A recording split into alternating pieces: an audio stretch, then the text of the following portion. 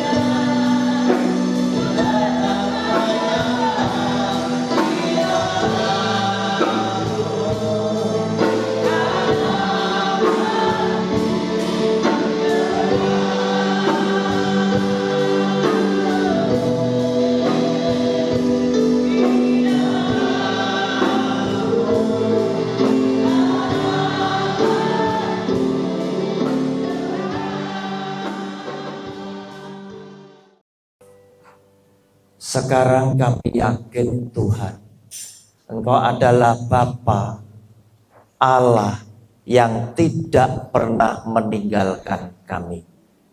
Oleh karena itu Tuhan, gandeng kami senantiasa dengan tangan kanan-Mu sendiri, sehingga kami boleh berjalan senantiasa bersama Engkau.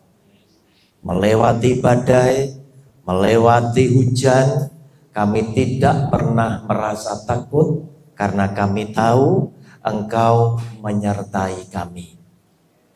Izinkan kami hari ini boleh merenungkan kebenaran firman-Mu, khususnya ketika kami hendak berdiskusi mengenai keselamatan karena anugerah dan keselamatan karena perbuatan baik.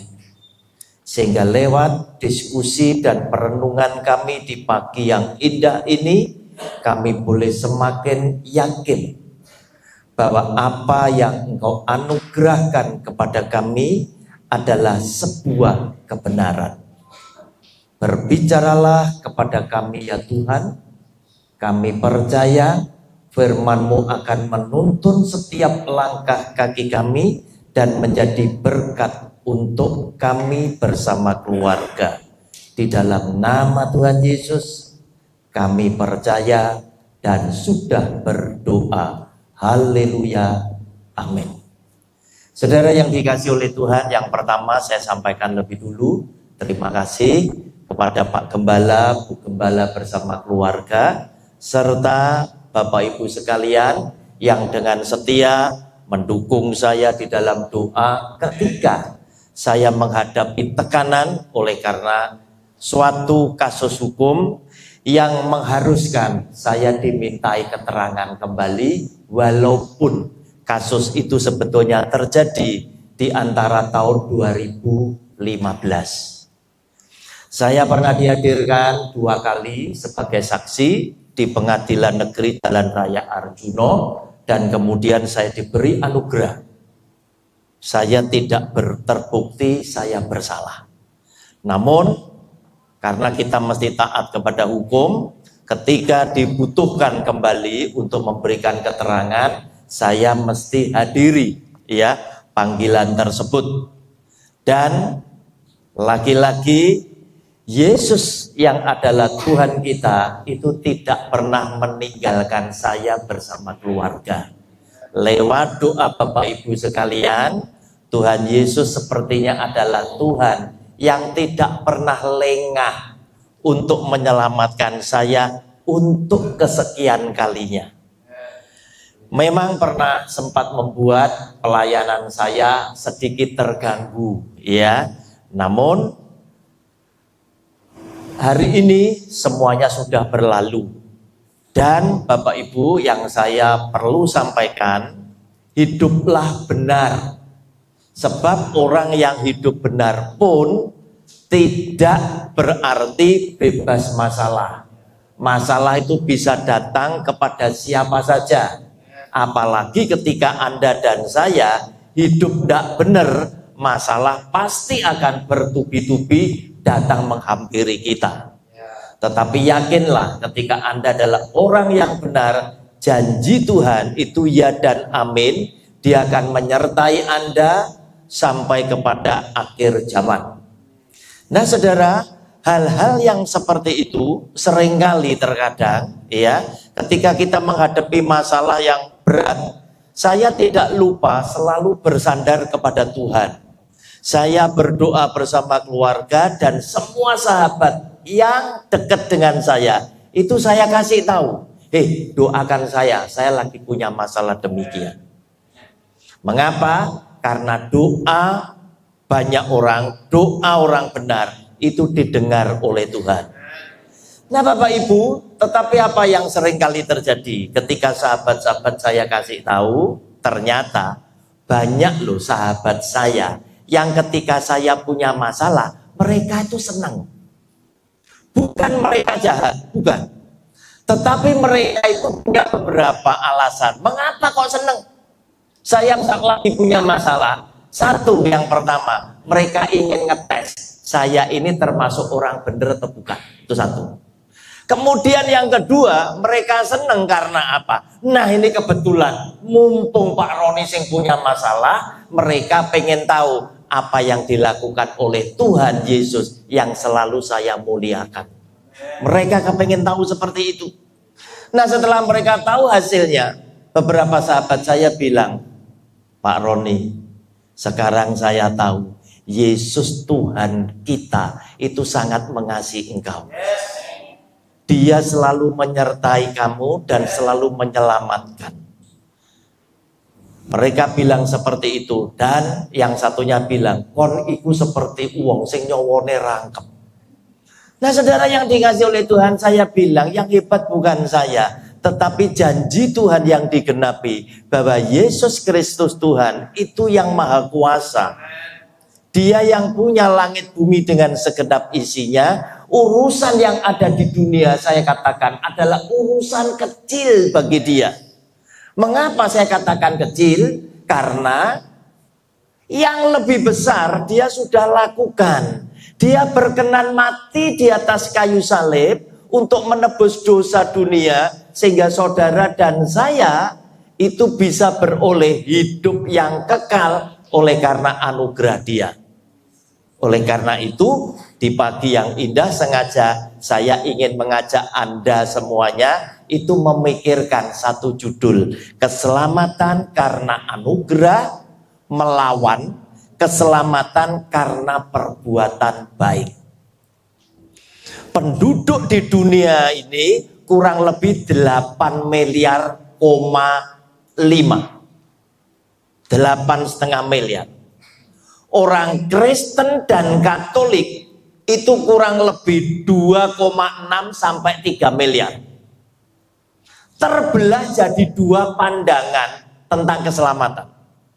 Kristen Katolik meyakini bahwa kita diselamatkan bukan karena perbuatan baik yang kita bisa lakukan, tetapi kita diselamatkan oleh karena anugerah dari Yesus Kristus Tuhan yang berkenan mati di atas kayu salib menebus dosa kita. Ini 2,6 sampai 3 miliar. Melawan pandangan yang kebanyakan orang agama tidak setuju dengan kita. Itu sisanya yang 8 miliar. Lawan 5 miliar. Walaupun sebagian dari agama-agama di luar Kristen itu mereka juga menyelipkan kata-kata, oh keselamatan kita juga akui kok, itu karena anugerah daripada Allah, anugerah daripada Tuhan. Tetapi anugerah yang seperti apa? Tuhannya tidak berbuat apa-apa. Seperti yang ditunjukkan oleh Tuhan Yesus, dia memberikan anugerah keselamatan, yaitu dia mau menebus dosa saudara dan saya dengan dia gantikan mati di atas kayu salib. Nah Bapak Ibu, lewat 2 ayat ini orang Kristen jadi yakin bahwa kita itu diselamatkan oleh karena anugerah Tuhan Yesus semata-mata yang diberikan dengan tulus ikhlas, dengan kasih sayang yang tanpa syarat. Yohanes pasal 3 ayatnya yang ke-16 kita baca lebih dulu, kemudian baru Yohanes 14 ayatnya yang ke-6. Karena begitu besar kasih Allah akan dunia ini sehingga ia telah mengaruniakan anaknya yang tunggal supaya setiap orang yang percaya kepadanya tidak binasa melainkan beroleh hidup yang kekal. Nah Bapak Ibu, lewat 1 ayat ini kita tahu bahwa Allah Bapa Sang Pencipta menganugerahkan anaknya yang tunggal Yesus Kristus Tuhan mati di atas kayu salib menebus dosa saudara dan saya, sehingga kita yang percaya kepada dia itu tidak binasa oleh karena dosa, tetapi beroleh hidup yang kekal. Mengapa? Karena anaknya yang tunggal itu pun bersabda pada Yohanes 14 ayatnya yang ke-6, kata Yesus kepadanya, akulah jalan dan kebenaran dan hidup. Tidak ada seorang pun yang datang kepada Bapa kalau tidak melalui aku. Berarti dia ingin sampaikan kepada dunia ini bahwa jalan satu-satunya untuk sampai ke surga harus lewat aku. Akulah satu-satunya jalan. Akulah satu-satunya juru selamat. Akulah satu-satunya Tuhan yang punya surga dan neraka. Gak ada yang lain lagi. Nah Bapak Ibu, Sehingga dengan ayat ini tadi, orang Kristen berkeyakinan bahwa kita diselamatkan itu oleh karena anugerah. Nah, bagaimana dengan perbuatan baik? Apakah tidak penting?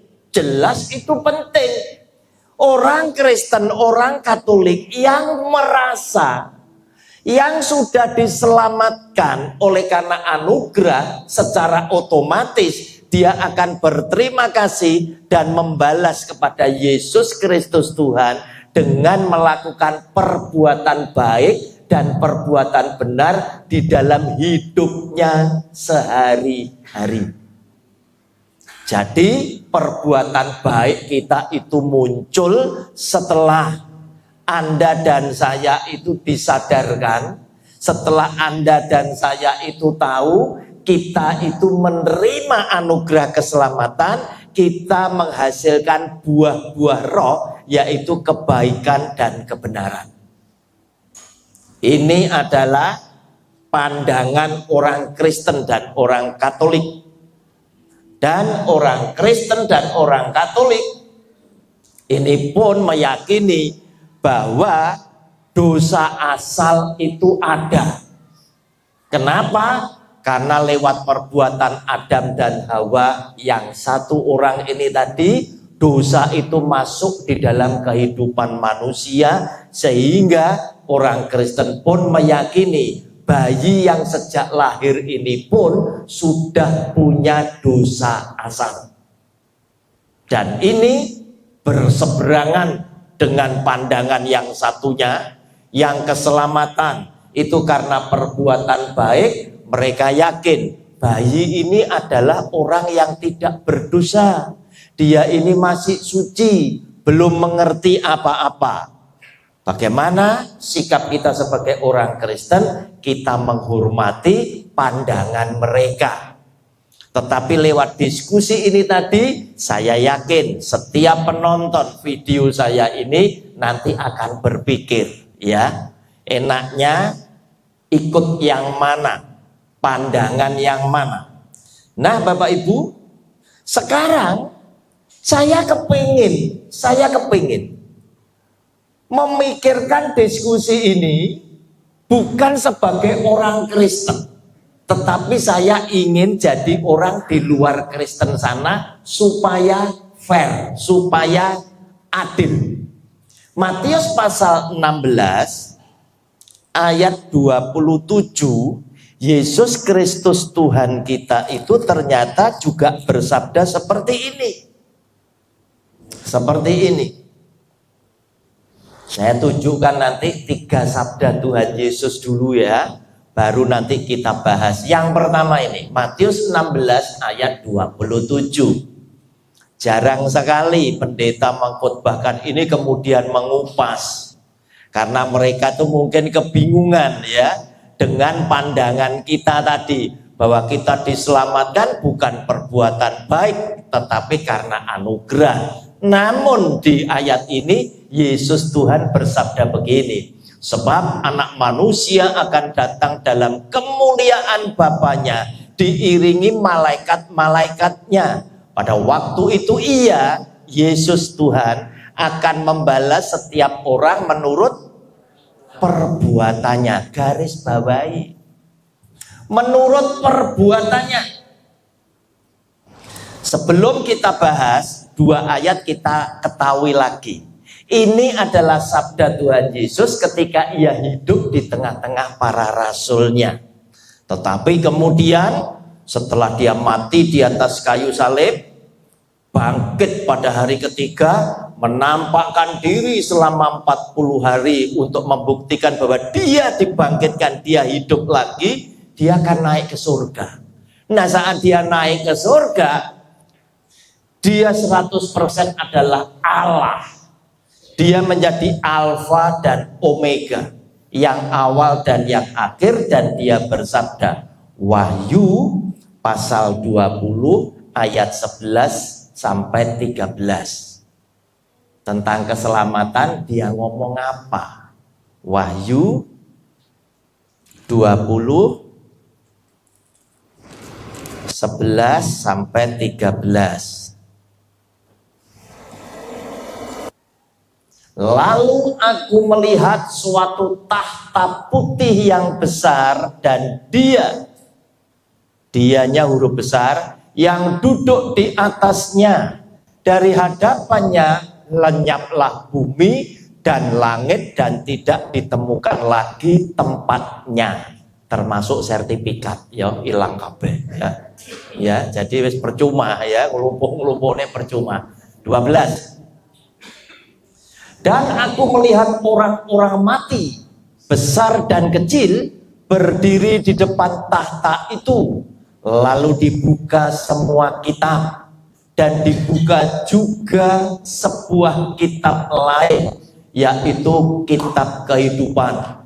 Dan orang-orang mati dihakimi menurut perbuatan mereka, berdasarkan apa yang ada tertulis di dalam kitab-kitab itu.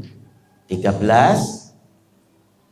Maka laut menyerahkan orang-orang mati yang ada di dalamnya, dan maut dan kerajaan maut menyerahkan orang-orang mati yang ada di dalamnya, dan mereka dihakimi masing-masing menurut perbuatannya. Sekarang Wahyu pasal 22 ayat 12 dan 13. Wahyu pasal 22 ayat 12 dan 13. Sesungguhnya aku datang segera, dan aku membawa upahku untuk membalaskan kepada setiap orang menurut perbuatannya. 13. Aku adalah Alfa dan Omega, yang pertama dan yang terkemudian, yang awal dan yang akhir.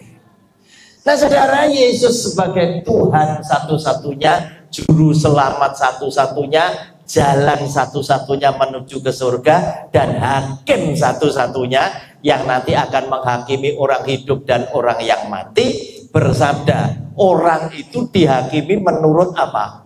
Perbuatannya. Pakai pikiran bukan orang Kristen, pakai pikiran orang sana. Nah, perbuatan kan penting. Iya, perbuatan penting karena Tuhan untuk menentukan orang baik, orang benar, orang jahat, itu dasarnya selalu pakai perbuatan. Nah, saya sekarang sebagai orang di luar Kristen memunculkan beberapa pertanyaan. Bagaimana dengan dosa masa lalu kita? Sebelum kita mampu berbuat baik, diperhitungkan apa tidak? Ini saya pakai pikiran orang di luar sana. Kalau orang Kristen lebih ekstrim, bayi lahir ceprot punya dosa asal. Mereka ngomong enggak, bayi belum ngerti apa-apa, masih suci.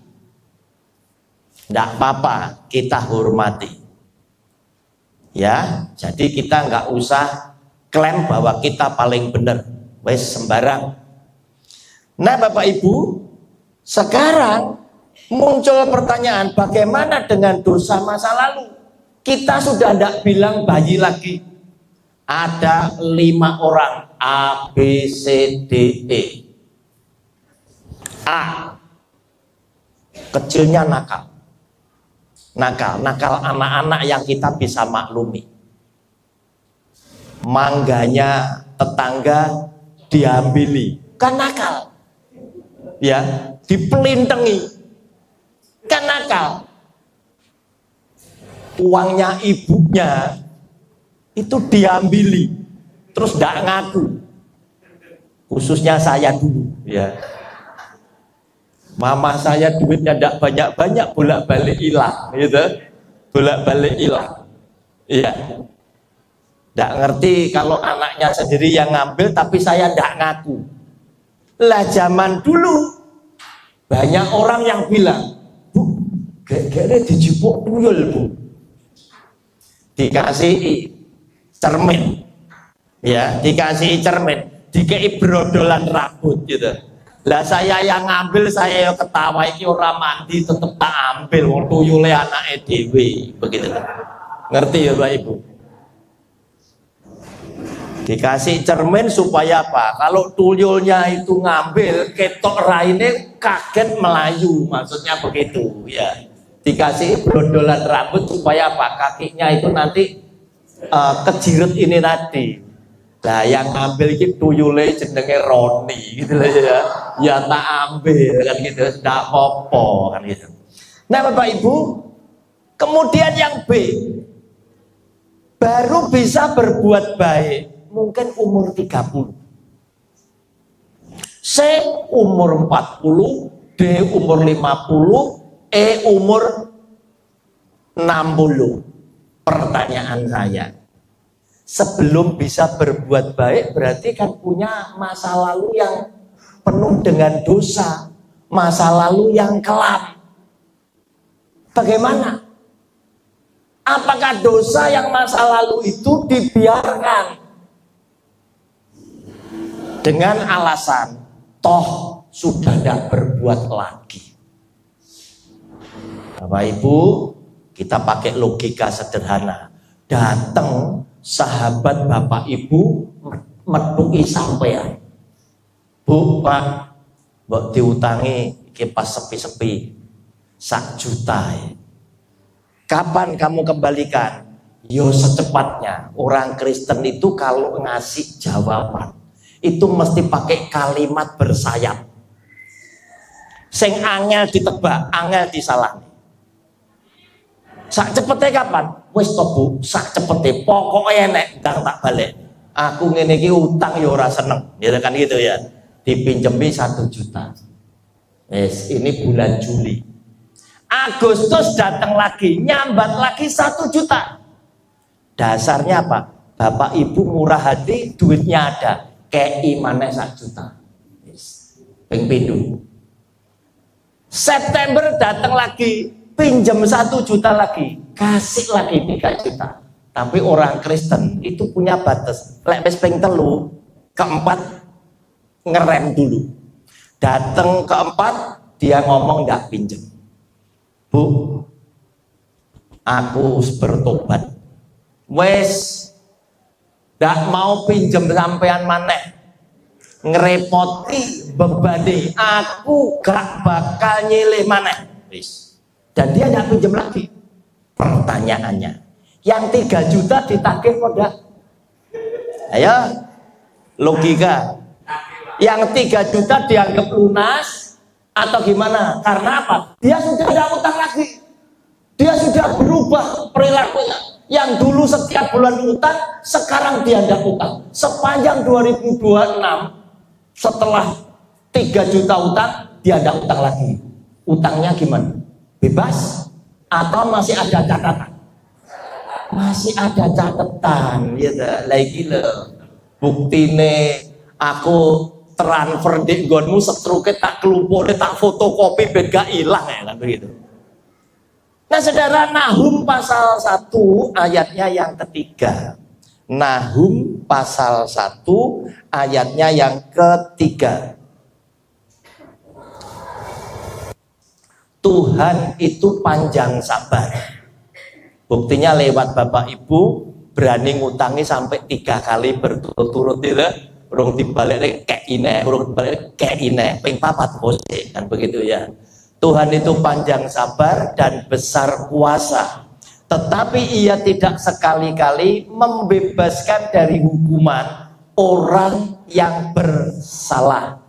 Ia berjalan dalam puting beliung dan badai, dan awan adalah debu kakinya. Saudara lihat mulai kata tetapi ia tidak sekali-kali membebaskan dari hukuman orang yang bersalah. Berarti kesalahan masa lalu tetap harus diselesaikan. Nah di sini orang Kristen Katolik sadar, Tuhan, dosaku masa lalu itu aku gak iso bayar. Dosa asal, mulai asal, terus kemudian dosa yang aku perbuat sendiri, aku tidak mampu bayar.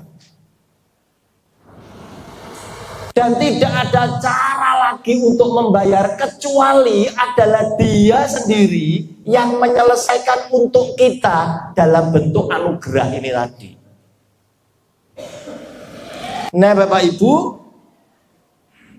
contoh yang lain. Bagaimana caranya kita mau bayar? Bagaimana caranya kita mau bayar? Seorang punya masalah, bertindak sangat jahat sehingga dia harus dihukum, dia harus disidangkan. Minggu depan mau sidang. Kurang 1 minggu harinya dia disidang, dia rajin berbuat baik. Dia melakukan perbuatan baik, dia melakukan perbuatan baik sebanyak mungkin. Pada waktu hari dia disidang, hakimnya memutuskan bahwa dia bersalah dengan sangat meyakinkan. Dan dia harus diganjar dengan hukuman. Tetapi orang ini memberikan pembelaan terhadap dirinya. Pak Hakim, saya memang berbuat jahat, tetapi ini saya sudah tidak berbuat lagi. Sebelum saya disidang, saya melakukan banyak kebaikan. Bisa nggak Pak Hakim, kebaikan saya ini diperhitungkan seperti timbangan itu tadi. Pengadilan itu simbolnya kan timbangan. Ini kelihatannya banyak perbuatan baik saya, sehingga saya harusnya itu dibebaskan. Karena apa? Saya sudah rajin berbuat baik. Bapak Ibu, kira-kira apakah seperti itu menegakkan keadilan? Enggak. Perbuatan baikmu dipuji, kamu baik, sekarang berubah. Tetapi akibat tindakanmu tadi, prosesnya tetap harus dijalankan. Orang sudah korupsi, banyak koruptor tadi begitu kepegang, uangnya dikembalikan. Apakah setelah dikembalikan urusannya selesai? Enggak. Duit balik, tapi niat jahatmu itu tadi harus dipertanggungjawabkan. Saya suka melihat video dari agama tertentu di Indonesia, mereka membahas tentang karma. Saya suka, tetapi bukan untuk menghakimi mereka, untuk nambah wawasan saya. Apa sih pandangan kalian tentang dosa, tentang keselamatan? Mereka bilang, anggap orang yang berdosa itu sepertinya terlalu banyak air yang rasanya asin. Gimana caranya kita membayar dosa masa lalu? Ini jadi asin. Pengajarnya bilang, ya kita mesti yang asin ini, Anda rajin berbuat kebaikan kepada sesama, rajin menolong orang lain, rajin melakukan semua kebaikan. Sepertinya apa? Air yang asin ini sedang Anda tambahkan air tawar. Semakin hari semakin banyak, lama-lama rasa asinnya itu hilang jadi tawar. Nah, mereka itu pakai ilustrasi yang seperti ini. Nah Bapak Ibu, kita yang dewasa mikir sendiri, kira-kira apakah seperti itu sesuai dengan kehendak hati Tuhan? Tuhan senang, ya Tuhan senang kamu berubah, kamu bertobat dari perilaku jahatmu, sekarang menjadi orang yang baik, orang yang benar. Tuhan senang. Tetapi perbuatan jahatmu pasti harus tetap menanggung resiko, menanggung konsekuensi. Kepada Daud dia berkata, kepada Daud aku berkenan. Tetapi ketika Daud berselingkuh dengan Batseba, mengambil Batseba dengan cara yang licik, Tuhan tidak membebaskan Daud. dari perilaku yang jahat ini tadi. Maka Tuhan berfirman kepada Daud, karena kamu mengambil Batseba dengan pedang, maka mulai hari ini keluargamu tidak akan terlepas dari pedang. Daud tetap harus menanggung akibat perbuatan jahatnya, tetapi pengampunan tetap diberikan oleh Tuhan kepada Daud. Nah, Bapak Ibu yang dikasih oleh Tuhan, nah sekarang jika kita menyimpulkan, kalau memang perbuatan baik itu tidak bisa menyelamatkan saudara dan saya. Jika perbuatan baik ternyata tidak bisa menyelamatkan saudara dan saya, baik orang Kristen dan di luar orang Kristen, buat apa orang tuh harus ngotot untuk selalu berbuat baik supaya dia tidak berbuat dosa? Padahal Yesus Tuhan itu pernah berdialog dengan orang yang namanya Nikodemus, ahli Taurat, orang Farisi yang sudah tua, punya jabatan tinggi di lembaga Sanhedrin. Ini ada lembaga kumpulan ahli Taurat dan orang Farisi yang nantinya menjatuhkan hukuman yang menghakimi Tuhan Yesus. Nikodemus tahu, tidak mungkin orang yang bisa buat mujizat yang tidak bisa dilakukan oleh nabi manapun, kalau dia tidak disertai Allah, itu tidak mungkin. Oleh karena itu Nikodemus malam-malam itu datang kepada Tuhan Yesus untuk bertanya. Nah, Bapak Ibu, ketika dia berdialog dengan Tuhan Yesus bilang, kalau kamu tidak dilahirkan kembali, kamu tidak akan selamat. Nah, padahal Nikodemus, ahli Taurat dan orang Farisi adalah orang yang demikian bersemangat. Pikir ahli Taurat orang Farisi, kalau aku melakukan aturan-aturan yang tertulis di dalam agamaku, maka aku bisa selamat. Sehingga aku tidak butuh juru selamat. Keselamatan itu tergantung di tanganku sendiri. Ini pikir Nikodemus. Sehingga mereka tetap ngotot bagaimana mereka bisa lakukan hukum Taurat itu 100% untuk mereka bisa diselamatkan. Tetapi Yesus Kristus Tuhan di dalam Yohanes pasal yang ketiga,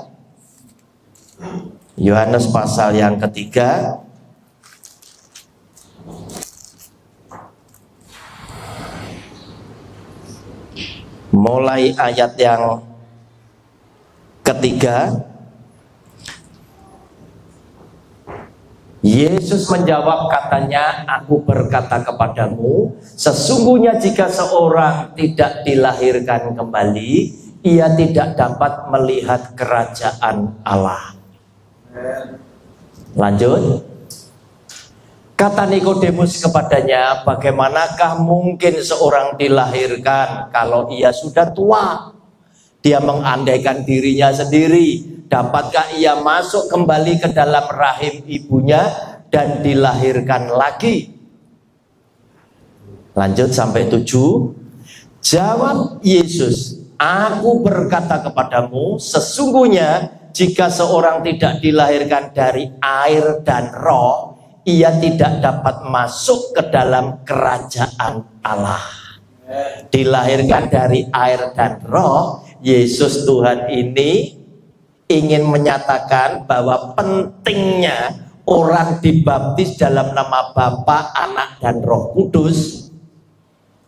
Kemudian Roh Kudus berkenan tinggal di dalamnya, dan Roh Kudus mengubahkan mereka yang dibaptis ini tadi menjadi ciptaannya yang baru.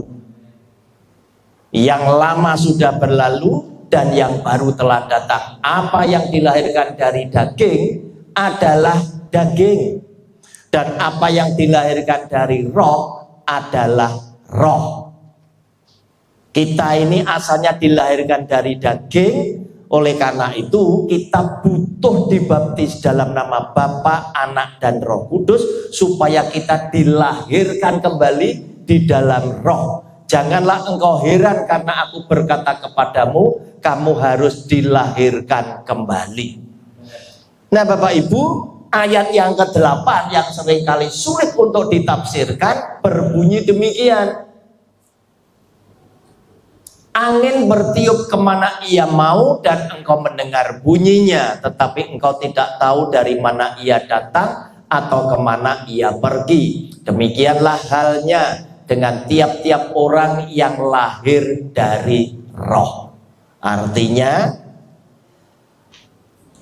orang ini diciptakan menjadi ciptaan yang baru. Itu adalah semata-mata karya Roh Kudus yang kita tidak bisa kontrol. Dia lakukan kapan tergantung dengan dia. Dia mau ubah orang ini mendadak jadi seperti apa juga terserah kepada dia. Kita hanya menyaksikan perubahan orang ini secara ajaib yang mengherankan. Loh, kok bisa seperti ini? Padahal orang ini adalah orang yang demikian jahat. Kemudian berbalik menjadi orang yang membela Kristus, sama seperti Rasul Paulus. Semua rasul bilang tuh, Tuhan, orang ini orang jahat. Ini tukang menganiaya. Tetapi Yesus, Tuhan bilang apa? Ini orang ini adalah alatku yang akan aku pakai untuk memberitakan firman-Ku. Nah saudara, kita tidak bisa kontrol, kita tidak bisa cegah kuasa daripada Roh Kudus untuk bekerja kepada seseorang, mengubahkan dia menjadi ciptaannya yang baru. Sehingga orang yang seperti ini baru menghasilkan buah-buah roh, yaitu kebaikan dan kebenaran di dalam hidupnya. Tetapi bukan kebaikan dan kebenaran inilah yang akan menyelamatkan dia, tetapi kelahiran barunya dia ini tadi, anugerah yang daripada Tuhan tadi, yang menghasilkan orang ini bisa berbuat baik dan benar. Nah sekarang jika perbuatan baik itu ternyata tidak bisa menyelamatkan manusia, maka manusia harus mulai berpikir. Walaupun engkau katakan di dalam keyakinanmu keselamatan itu adalah anugerah dari Allah, tetapi apa yang Allahmu sudah lakukan? Yang jelas Allah yang disembah oleh orang Kristen dan Katolik melakukan sesuatu. Dia berkenan naik ke atas kayu salib, mati gantikan saudara dan saya.